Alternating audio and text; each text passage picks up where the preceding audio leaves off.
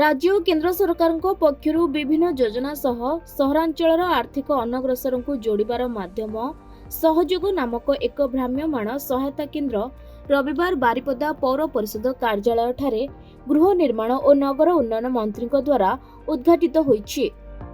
एक 4 चकिया जान रे स्वतंत्र भावे ए भ्राम्यमाण केन्द्रटी को प्रस्तुत करा जायछि। यह प्रथमे बारिपदा पौर परिषद अंचल रे सचेतनता करबा सह सहायता जोगाई देबो। यापर मयूरभंज जिलार कोण अनुकोण को जाई पहुंचीबो।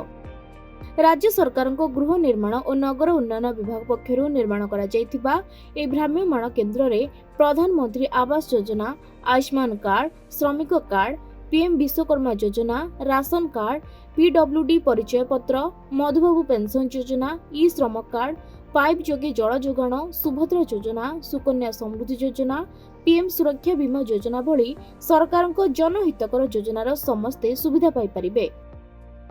सहयोग लोकमान सहयोग पाई अर्बन डिपार्टमेंट ए योजना उठे करिछि। आ माध्यम रे सब लोक जो माने अर्बन एरिया रे रहउछंती केंद्र सरकार जो योजना अछि, राज्य सरकार जो योजना अछि, से योजना किंतु लोकों पाखरे पहुंची पारिबो ता पई ए सहयोग काम करिवो।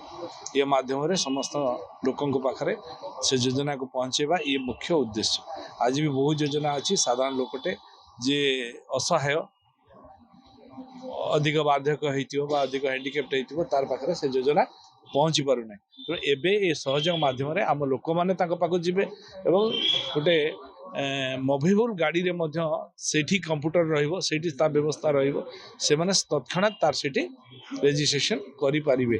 ए भळे व्यवस्था करा है जहा कि लोक मान को पाखु समस्त योजना किंतु सहज रे पहुंची पारिबो एवं तार सुफल समस्ते पाई पारिबे। ए पई ए सहयोग पूर्ण काम। मयूरभंज प्रदीप्त होतांको रिपोर्ट, खबर ओडिशा।